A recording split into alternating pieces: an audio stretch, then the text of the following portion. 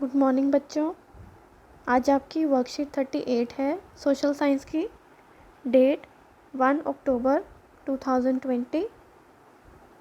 आज की जो वर्कशीट है वो आपकी भूगोल के चैप्टर में से ही है। पार्ट 5 प्राकृतिक वनस्पति तथा वन्य प्राणी। दिनांक 1/10/2020, जिसमें आप सबसे पहले अपना नाम लिखेंगे और उसके बाद अपने शिक्षक का नाम लिखेंगे।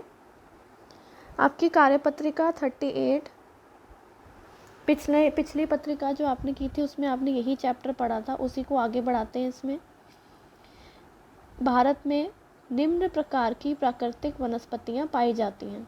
पिछली जो वर्कशीट थी उसमें आपने पढ़ा था कि प्राकृतिक वनस्पति क्या होती है। ठीक है, इसमें हम अपने देश में पाई जाने वाली जो विभिन्न प्रकार की, आपने भी पढ़ा था कि हमारे देश में जैव विविधता बहुत ज़्यादा है। तो इस वर्कशीट में हम पढ़ेंगे कि कितने प्रकार की और कौन कौन सी वनस्पतियां हमारे देश में पाई जाती हैं। तो पहली कौन सी है? उष्णकटिबंधीय वर्षावन। दूसरी उष्णकटिबंधीय पर्णपाती वन। तीसरी कटीले वन और झाड़ियाँ। चौथी पर्वतीय वन और पांचवी मैंग्रोव वन। आइए अब सबके बारे में थोड़ा थोड़ा विस्तार से पढ़ते हैं। उष्णकटिबंधीय वर्षावन, ये वन पश्चिमी घाट, लक्षद्वीप, अंडमान और निकोबार द्वीप समूह, असम के क्षेत्रों में पाए जाते हैं। ठीक है, तो अब ये जो उष्णकटिबंधीय वर्षावन है ये मेनली हमारे कहाँ पाए जाते हैं? जहाँ पर सूरज की रोशनी सीधी पड़ती है, इस एरिया में। ठीक है, क्योंकि यहाँ पे सूरज की रोशनी सीधी पड़ती है और इन एरियाज़ में वर्षा बहुत ज़्यादा होती है, तो ये उष्णकटिबंधीय वर्षावन कहलाते हैं। हमारे भारत में भी अगर आप देखेंगे तो पश्चिमी घाट, लक्षद्वीप, अंडमान निकोबार, ये सभी क्षेत्र जो है हमारे इस इक्वेटर के आसपास ही हैं। ठीक है, इक्वेटर से पास हैं, तो यहाँ पर 200 सेंटीमीटर से अधिक वर्षा होती है, यानी कि यहाँ पर बहुत ज़्यादा वर्षा होती है। इन वृक्षों की ऊंचाई 60 मीटर से भी अधिक हो जाती है। ठीक है, अब जो वर्षावन में जो वृक्ष होते हैं, क्योंकि यहाँ पर धूप भी बहुत तेज़ है और यहाँ पर वर्षा भी ज़्यादा हो रही है, इसलिए इन वृक्षों की ऊंचाई बहुत ज़्यादा होती है। ठीक है, यहाँ प्रत्येक प्रकार की वनस्पति, वृक्ष और झाड़ियाँ पाई जाती हैं।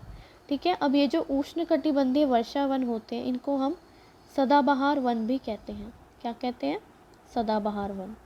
क्यों कहते हैं हम इनको सदाबहार वन? क्योंकि इनके जो वृक्ष हैं वो सदा हरे भरे रहते हैं। अब सदा हरे भरे कैसे रहते हैं? क्योंकि यहाँ पर जो वृक्ष हैं वो सभी एक साथ अपनी पत्तियाँ नहीं गिराते हैं, वे अलग अलग समय पे अपनी पत्तियाँ गिराते हैं, इसलिए ये हमेशा हमें हरे भरे ही दिखाई देते हैं, इसलिए हम इनको सदाबहार वन भी कहते हैं। इनमें व्यापारिक महत्व के कुछ वृक्ष पाए जाते हैं, जैसे आबनूस, एबोनी, महोगनी, रोजवुड, रबड़ और सिंकोना। इन वनों में हाथी, बंदर, लंगूर, हिरण आदि पाए जाते हैं। ठीक है, तो यहाँ के जो वृक्ष हैं वो एक तो बहुत ऊंचे हैं, दूसरा वे व्यापारिक महत्व के वृक्ष भी यहाँ पे उगते हैं। आइए दूसरा देखते हैं, उष्णकटिबंधीय पर्णपाती वन। ठीक है, अब ये वाले जो वन हैं ये हमारे भारत में सबसे बड़े क्षेत्र में फैले हुए वन हैं। इनको पर्णपाती क्यों कहते हैं? क्योंकि ये एक समय पे इसके जितने भी वृक्ष होते हैं वो एक साथ अपनी पत्तियाँ गिरा देते हैं। ठीक है, इन्हें और क्या कहा जाता है? मॉनसूनी वन। और ये उन क्षेत्रों में विस्तृत हैं जहाँ 70 सेंटीमीटर से लेकर 200 सेंटीमीटर तक वर्षा होती है। ठीक है, जो हमारे सदाबहार वन थे वो 200 सेंटीमीटर से अधिक वर्षा वाले क्षेत्रों में थे, और हमारे जो ये पर्णपाती वन है ये 70 से लेकर 200 सेंटीमीटर तक वर्षा वाले क्षेत्रों में होते हैं। ये वन झारखंड, पश्चिमी उड़ीसा, छत्तीसगढ़ में पाए जाते हैं। उष्णकटिबंधीय पर्णपाती वनों में सबसे प्रमुख प्रजाति सागौन है तथा व्यापारिक महत्व के कुछ वृक्ष पाए जाते हैं, जैसे बांस, शीशम, चंदन, कुसुम, अर्जुन तथा शहतूत।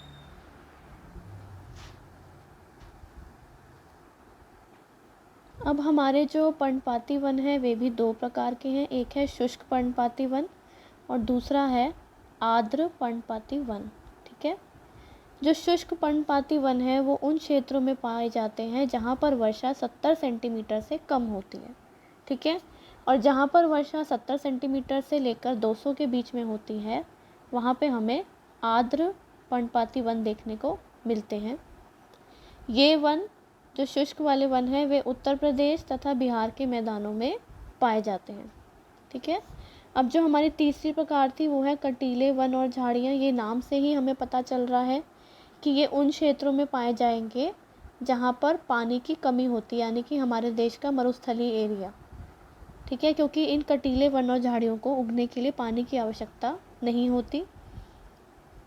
इन क्षेत्रों के मुख्य पादप प्रजातियाँ हैं अकासिया, खजूर, यूफोर्बिया तथा नागफनी यानी कि कैक्टस।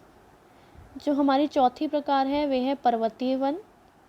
1000 मीटर से 2000 मीटर तक की ऊंचाई वाले क्षेत्रों में आर्द्र शीतोष्ण कटिबंधीय वन पाए जाते हैं। उनमें चौड़ी पत्ती वाले ओक तथा चेस्टनट जैसे वृक्षों की प्रधानता होती है, ठीक है। पर्वतों में, क्योंकि यहाँ पर पर्वत है तो यहाँ पे जो वृक्षों की ऊंचाई है वो बहुत ज़्यादा होती है, 1000 से लेकर 2000 मीटर तक की। 1500 से 3000 मीटर तक की ऊंचाई के बीच शंकुधारी वृक्ष हैं, जैसे चीड़, देवदार, सिल्वर फर, स्प्रूस, सीडर आदि पाए जाते हैं, ठीक है। तो यहाँ पे हमें 1000 मीटर से लेके 3000 और 3600 मीटर तक लंबे वृक्ष भी देखने को मिलते हैं। 3600 मीटर से अधिक ऊंचाई पर शीतोष्ण कटिबंधीय वनों तथा घास के मैदानों का स्थान अल्पाइन वनस्पति ले लेती है। सिल्वर फर, जूनिपर, पाइन व बर्च इन वनों के मुख्य वृक्ष हैं। इन वनों में प्रायः कश्मीर महामृग, चित्रा हिरण, जंगली भेड़, खरगोश, तिब्बती बारहसिंगा, याक, हिमतेंदुआ, गिलहरी, रीछ, आइबैक्स, कहीं कहीं लाल पैंडा, घने बालों वाली भेड़ तथा बकरियां पाई जाती हैं, ठीक है। अब यहाँ पर जितने भी जानवर होंगे, जो ज़्यादा ऊंचाई पे जाते जाओगे तो क्योंकि ठंड बढ़ती चली जाती है तो जानवर भी ऐसे ही होंगे जिनकी बॉडी पर फर ज़्यादा होगा ताकि वो उनको ठंड ज़्यादा ना लगे। लास्ट में हमारे आते हैं मैंग्रोव वन। ये हमारे कौन से क्षेत्र में होते हैं? तटवर्ती क्षेत्रों में, यानी कि जो हमारे तटीय इलाके हैं इनको हम मैंग्रोव वन भी कहते हैं और तटीय वन भी कहते हैं, ज्वार वन भी कहते हैं, ठीक है। तो ये कहाँ उगते हैं? जहाँ पर ज्वार भाटा आते हैं।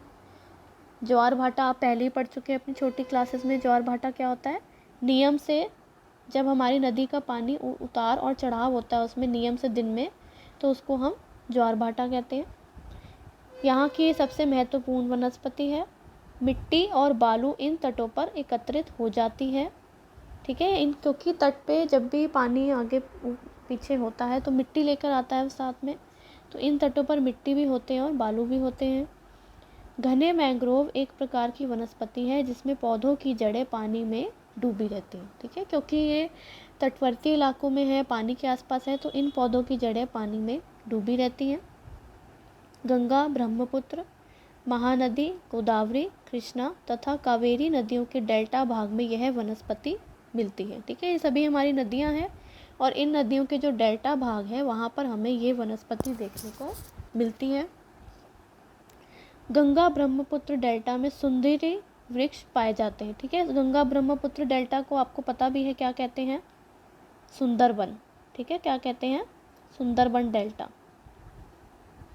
तो यहाँ पर जो वृक्ष पाए जाते हैं उनको क्या कहते हैं? सुंदरी, जिनसे मजबूत लकड़ी प्राप्त होती है।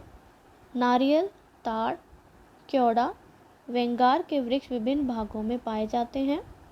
इस क्षेत्र का रॉयल बंगाल टाइगर प्रसिद्ध जानवर है, ठीक है। तो हमारे देश में कुल 5 प्रकार की प्राकृतिक वनस्पतियां हैं। एक है सदाबहार वन, दूसरा पर्णपाती वन, तीसरा कटीली झाड़ियाँ, चौथा पर्वतीय वन और पांचवा मैंग्रोव वन, ठीक है। आइए अब इसके क्वेश्चन आंसर्स देख लेते हैं। फर्स्ट क्वेश्चन, भारत में कितने प्रकार की वनस्पति पाई जाती हैं? तो भारत में कितने प्रकार की पाई जाती हैं? 5 प्रकार की। पहली है उष्णकटिबंधीय वर्षा वन, दूसरी उष्णकटिबंधीय पर्णपाती वन, तीसरी कटीले वन और झाड़ियाँ, चौथा पर्वतीय वन और पांचवा mangrove one. Second question, Bharat के वनस्पति क्षेत्रों में पाए जाने वाले वृक्षों के नाम उनके वनस्पति क्षेत्र के अनुसार लिखिए।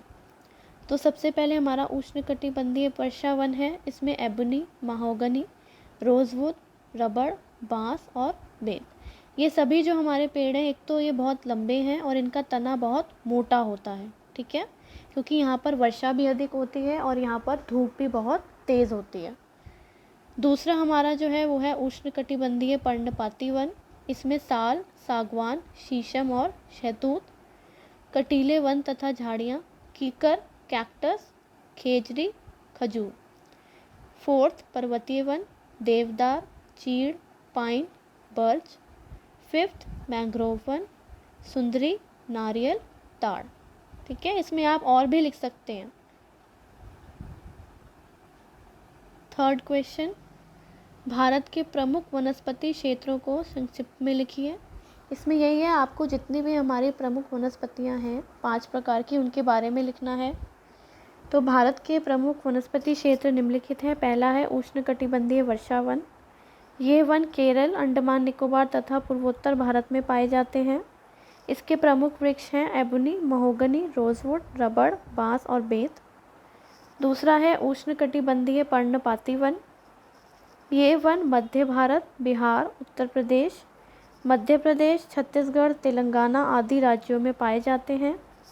इनके प्रमुख वृक्ष हैं साल, सागवान, शीशम और शहतूत। थर्ड पॉइंट, कटीले वन तथा झाड़ियाँ।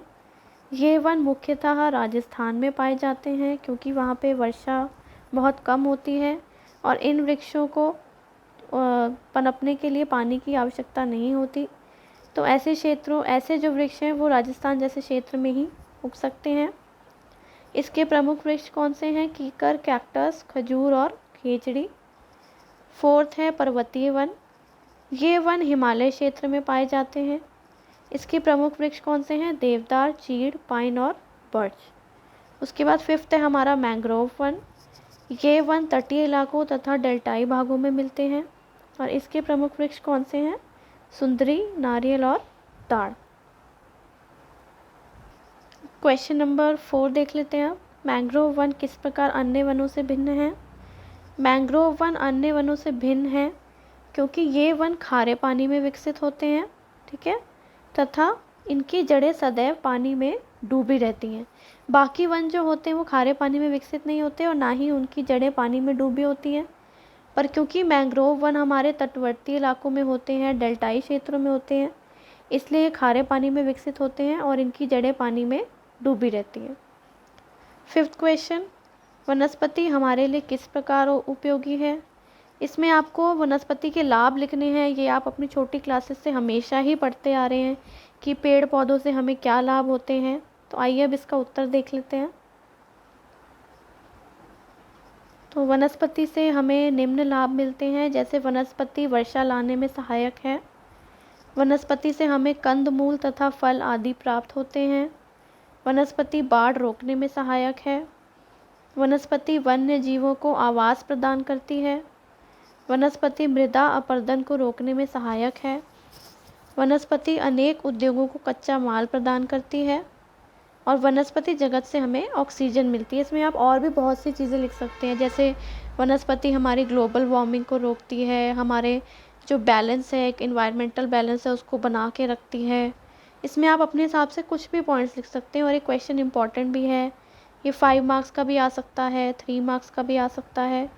और इसमें सिर्फ आपको लैंग्वेज थोड़ी कंफ्यूजिंग लग रही होगी, बट सिंपल इसमें यही पूछा हुआ है कि पेड़ पौधे होने से हमें क्या लाभ होता है। तो ये तो आप छोटी क्लासेस से पढ़ते आ रहे हैं, तो आप इसमें अपने हिसाब से कुछ भी लिख सकते हैं। ये सिर्फ कुछ एग्जाम्पल्स हैं जो आप लिख सकते हैं।